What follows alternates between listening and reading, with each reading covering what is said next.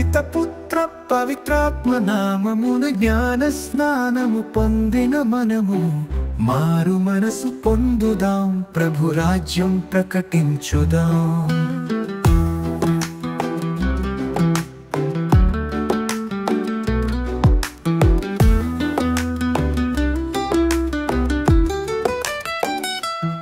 త్రియేక దేవుని సన్నిధిలో భక్తితో మోకరిల్లుదాం, ఆత్మయందు సత్యమందు ఆయనను ఆరాధించుదాం.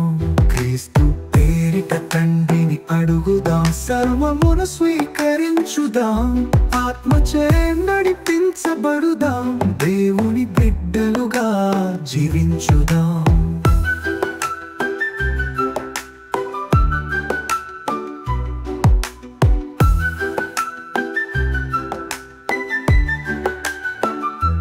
తండ్రి కుమారుల పరిశుద్ధాత్మ ప్రేమ బంధాన్ని చాటుదాం, ఐక్యత కలిగి సంఘములో మనము జీవించుదాం. క్రీస్తు ద్వారా క్రీస్తుతో క్రీస్తునందు పిత పవిత్రాత్మలను చేరుదాం. త్రియేక దేవుని అపరిమిత ప్రేమను దయను పొందుదాం.